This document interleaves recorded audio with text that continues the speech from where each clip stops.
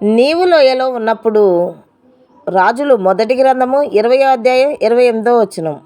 ఇజ్రాయేలీలు రాజైన బెన్హెదదు సైన్యాన్ని ఓడించారు. అతని సైనికులలో ఒకరు అతడితో, వారి దేవతలు కొండల దేవతలు, అందుకే వారు మనకంటే బలవంతులు.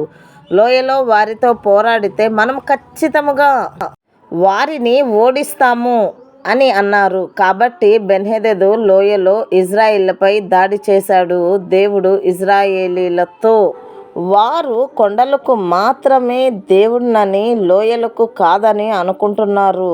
నేను రెండింటికి దేవుణ్ణని చూపించడానికి వారిని ఓడించడంలో నేను మీకు సహాయం చేస్తాను అని అన్నారు సృష్టికర్త. మనము కొండల మీద మంచి విరామాలు మరియు మంచి జీవితంలో ఉన్నప్పుడు దేవుడు మనతో ఉన్నాడని మనకి తెలుసు. కానీ కొన్నిసార్లు మనము లోయల్లో ఉన్నప్పుడు, దేవుడా నీవు ఎక్కడ ఉన్నావు, ఇది నాకు ఎందుకు జరుగుతుంది అని అంటుంటాము. అప్పుడే మనలను మనము ప్రోత్సహించుకోవాలి. లోయలలో నీవు దేవుణ్ణి జ్ఞాపకము చేసుకొనినంతగా మంచి స్థితిలో నీవు దేవుణ్ణి ఎందుకు జ్ఞాపకం చేసుకొనవు?